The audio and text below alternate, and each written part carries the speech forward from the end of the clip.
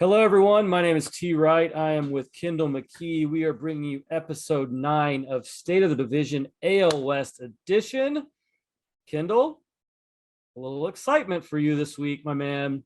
We have a change in the standings. So, as is customary for us, we will talk about the standings each week. Kendall will give you his power rankings. We'll go through MVP and LVP versus both offensive and pitching wise. And then we'll do a little card buy and wrap it up. So we got a little bit to unpack this week. Teams didn't play a whole lot. Well, they played between 5 and 6 games. So yeah, they did kind of have a full slate. But let's get started with the standings, which we see something that's a little bit unusual this week. So Houston sits atop the standings at 37-24 as of the filming of the show.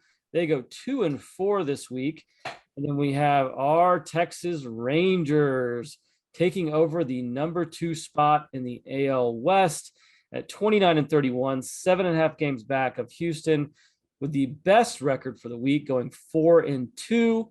The Angels at 29-33, 8.5 games back, going 2-4. Seattle 27-34, 10 games back, going 2-4 in the week. And then Oakland rounding out the 5 at 21-41, 16.5 games back, 1-4 on the week. So I'm not going to go too much into the standings. I'll let you do that during the power rankings, but congratulations on Texas moving on up to number 2. They now sit, I think, 2.5 games out of the wild card, if I'm not mistaken. Boston has that last spot right now. And so Texas sits 2.5 games back, which is super exciting for you, Kendall. But why don't we go ahead and talk a little bit about, or a lot about, your power rankings. Take it away. So it was, well, I'll just tell you this. It was everything I had in me not to put Texas at the number 1 spot again this week. I mean, like I've been ecstatic with what I've seen. Well, let me refrain. Let me pull that back a little bit. I haven't been absolutely thrilled with what I've seen, but I've thought we've played good ball. So I didn't put them in the top spot this week, but it's close. It's a lot closer than I think we want to admit, or at least people that aren't me want to admit. And so last week I followed up with the Astros first, Mariners second, Texas third, even though it was a close second third relationship there. And then I had the A's and the Angels, because of everything that happened with the Angels, blah blah blah. Well, this week we have rounded out to a return to the 5th spot for the A's. I just keep expecting them to go towards a youth movement. I just keep expecting them to like do something different than what they've done right now. And I just don't understand what the A's are doing. You see, like maybe they're just waiting for the trade deadline so that they can move Laureano and kind of get Montas out, and so they can potentially have more horses that they're able to put in the team, I guess. But like, I'm just looking at this team and I'm saying, okay, Seth Brown was fun to watch this week. Okay, that's great. Like every time Peter bet against him or against the A's, he would hit a nasty home run. And whether he beat the spread or anyway, Peter was talking about it on his Twitter live space. He's like, I hate this Seth Brown guy. So, but he was a home run machine lately. Tied for first, I believe, in the league for the week for home runs, 207 WRC plus, but still he's striking out a ton, still over that 30% K rate. I don't love that. 1-4 on the week if the score holds right now, which it looks pretty convincingly. Boston's got a pretty good chokehold on them right now. Actually, it went final, so they did go 1-5, and so this team needs something. They need something. I don't know. The only reason why Shea Langoliers is not in this lineup is because Sean Murphy is one of the only decent players on this team, and which I think is criminal. Like, I think Shea deserves to be on this team. I think this team deserves to have guys like Pache, even though he's not good at all. Like, he's been terrible. I think at least you can say as an Oakland fan, you have hope that he's 20 something, like, but then Yeah. you've got Elvis out there. They have Christian Bethancourt on the team. Like, that dude has been in the league and been a world traveler. I feel like he's been everywhere. And he actually had a good week, but like, does he have a good week in the expense of another youth movement Yeah. not being able to play? So, but then you look at their minor league system and it's not good. So, like, they expected Poisson and some of those guys, Pineda, to like be better and give them more time in the minor leagues. They can't just throw them into the major leagues. But it's a mess out there. So they're fifth. Angels are fourth. It's getting better, but still a mess. Like, it's not as bad as it was a couple weeks ago. They did get some wins. Shohei finally just came out and dealt, and it was like he got that 0-13 off their back. Impressively, Joe Adele did get sent down again this week, but he did have a pretty okay week for when he was in the game. He hit 500. I expect him to play a lot this year, especially if the Angels are going to end up kind of throwing in the towel on this season again, which is a really big disappointment and kind of makes me feel better about what I said at the beginning of this year about saying, like, I'm just don't trust this Angels organization. Taylor Ward is back from the IL today, so maybe that'll pump like a little bit of something into this team. But they're going into LAD, which like, this Dodgers series is not going to be pretty. I do not think it's going to bring the best out of these Angels, and I think they are going to come into next week with a big series on their hand, as they have 5 games next week against the Seattle Mariners, who actually are my third team. So the M's are at third. I like the way they're playing right now. I've watched more Mariners games than anyone else other than Rangers, just because I'm so all in on Julio, and I just love to watch him play. Like, he's just a guy that I love to tune into. That big 5-game series against LA this week is probably, I know it's a lot early, like we are way early, but I think this 5-game series is pivotal right now, because both of these franchises really need to step it up if they're going to get into that wild card race talk, which both of these teams expected to be there. Now we are way far ahead. We're way far ahead of the end of the season. We're not even into after the All-Star break yet. These teams both will probably make moves. I'm not saying it's a win now mode or that's a must win game, but these 5 games are crucial. When you look forward at the end of the year, you might look back on this and say, hey, these were big games. These were big games that were won and lost here. That might be really pivotal. But they had a pretty good week, and they showed well against Houston. I know they didn't win as many as I wanted them to, but I think they went 1-2 against Houston, but they played good in those 3 games and gave Houston a little bit of a scare. So, which brings me to my next team, Texas. Texas is at number 2, but it's a close second here. And I think the only reason I kept them at second is because with all of the good publicity they've had, Marcus Semien coming out of his shell, thank God, like he is returning to the Marcus Semien of old. We are seeing Ezekiel Duran, who Easy D is who I've coined him. He is my guy. I've told you this. I'm so all in. I've bought 3 autos this week. I'm all in on this guy. I love watching him play, like super excited about it. Unfortunately, though, Eli White has a really nasty injury in center field. So there was a day game. There's a pop fly or a really good, not a pop fly. It was actually a drive in between left center field, which is a really good drive.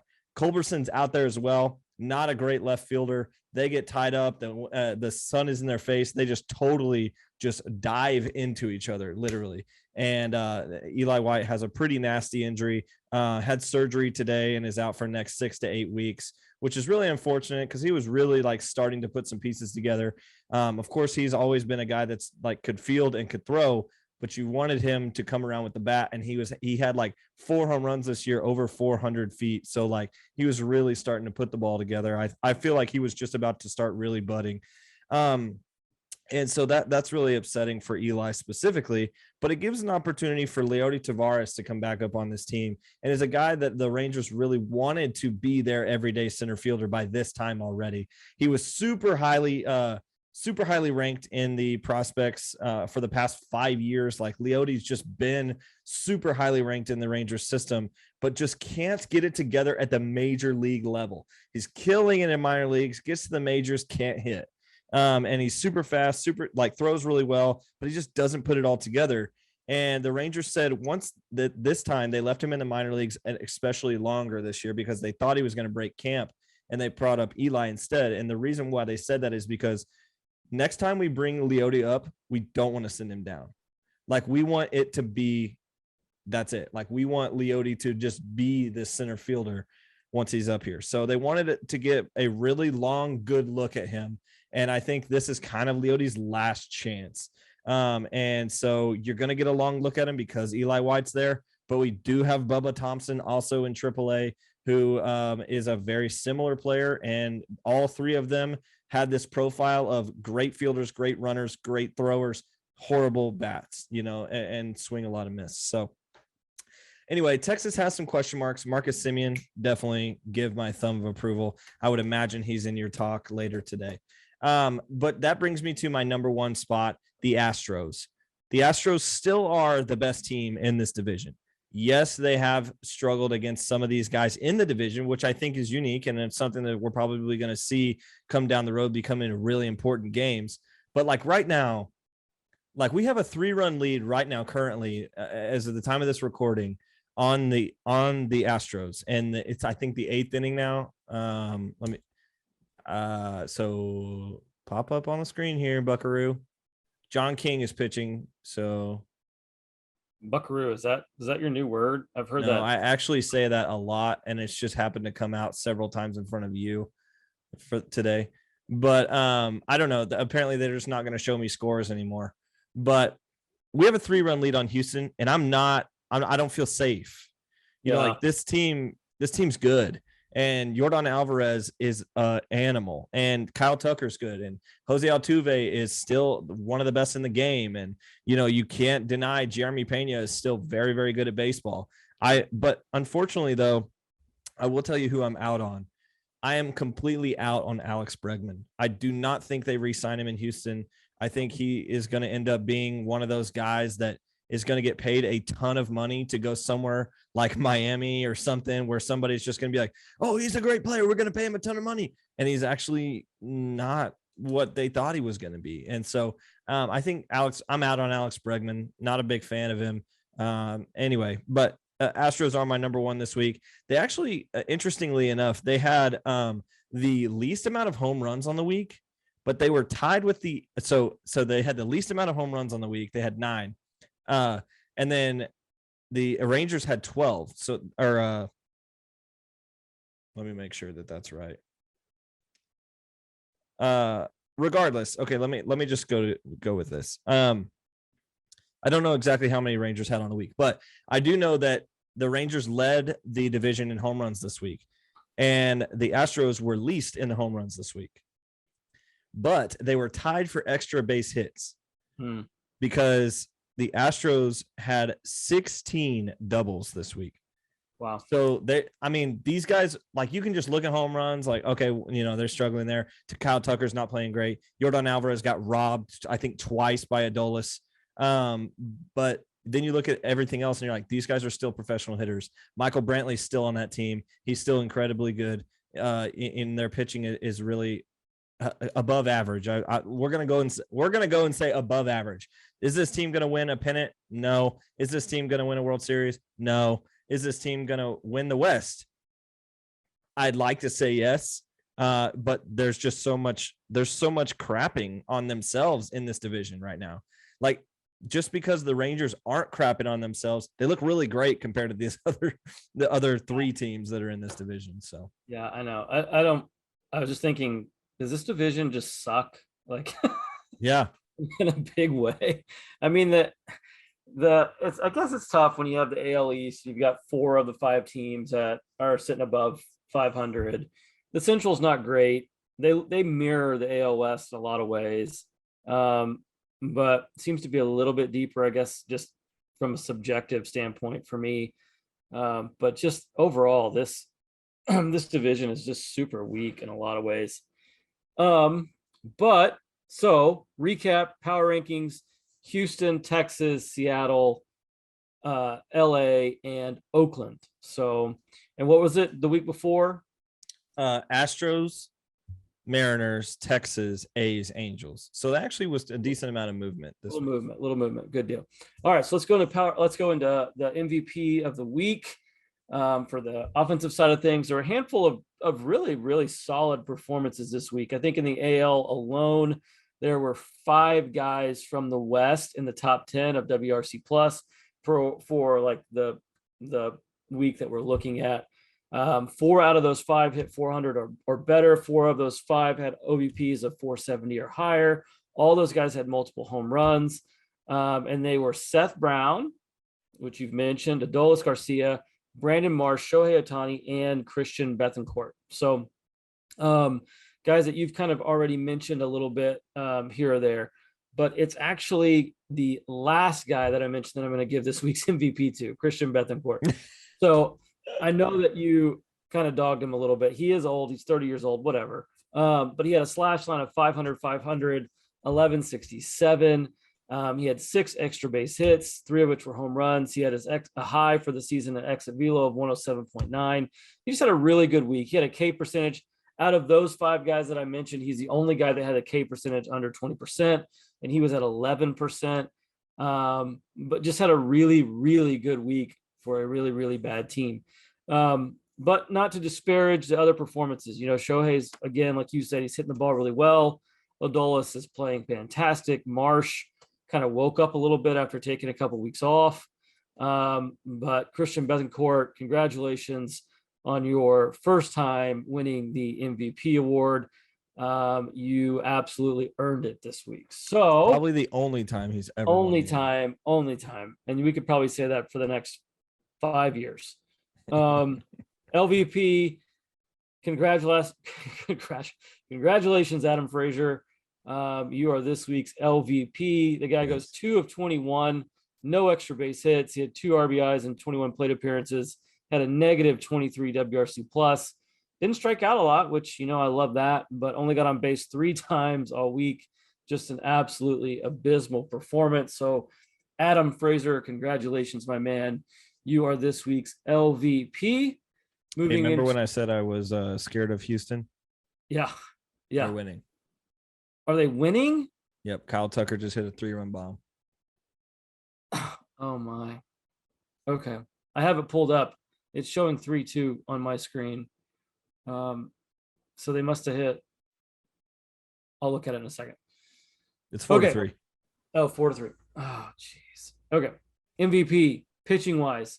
I'm a big fan of bounce back performances.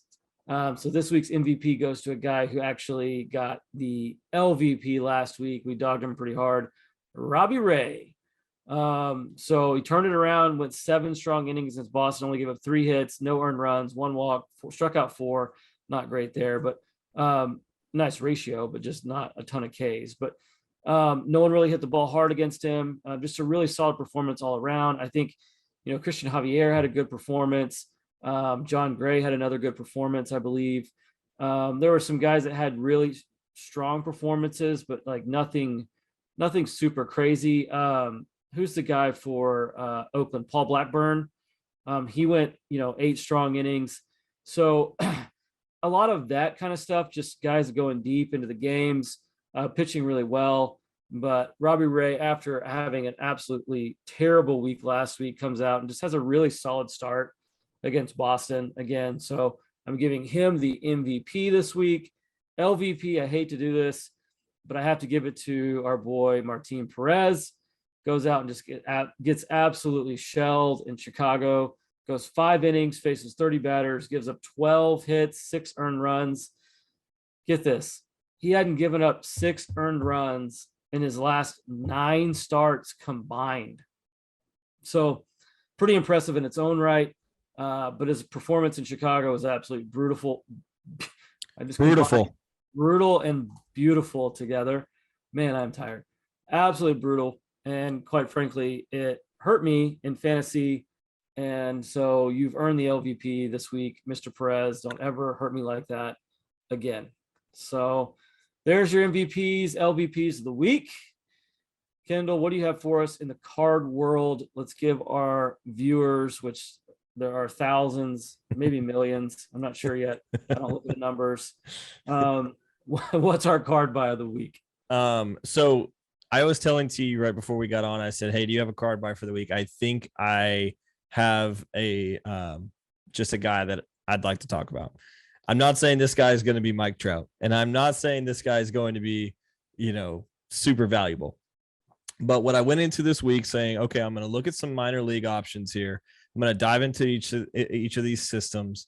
I know the Rangers system really well, but I don't know all the other systems really well. I know some of them better than others, for instance, the Mariners, but they're other. I just wanted to dive in. So I literally went to Oakland and I said, I'm going to dive in. Who is one buy that I can have?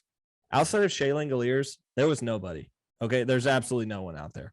No one out there that I was like, yeah, let's do that. So I was like, okay, got to move on from that. So I ended up in the Angels system, and I'm just pitter pattering around. I know some of these prospects. We've talked about them for a while. Joe Adell's up there, okay, we're all good. And I find this center fielder down in the bottom. So I found a guy named Jeremiah Jackson, who is in the Angels system.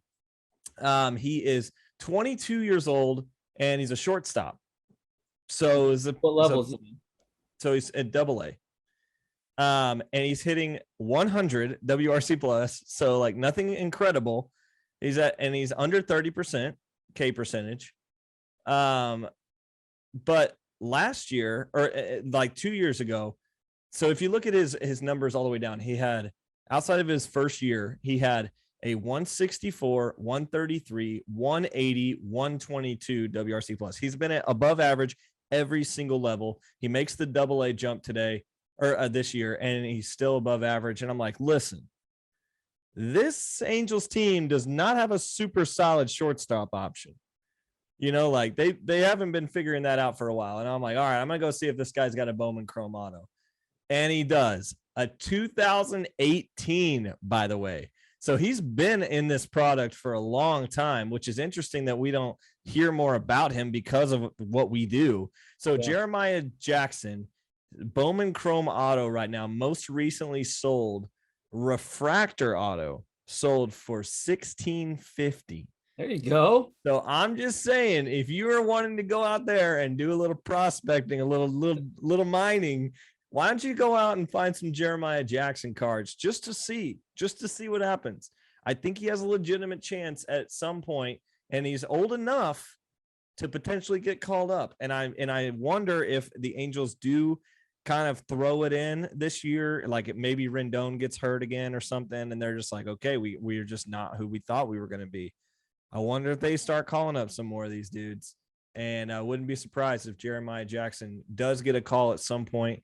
He seems to be there's, for instance, in 2021 in December, the Angels prospect articles wrote Jeremiah Jackson can juice a baseball. Okay. So there you go. There you go. What an endorsement. I mean, it doesn't get much higher than that. Nope. You are not digging further than Jeremiah Jackson, my man. No. Hey, I just want to let you guys know that my son's 7U All-Star team went 4-0 on the weekend and won the championship. Rings, baby. My kid is batting 900. He went 9 for 10. He did have a strikeout, which was pretty disappointing. He got grounded for 2 days. 10% K percent. 10% K rate's not bad. Keep preaching that to him.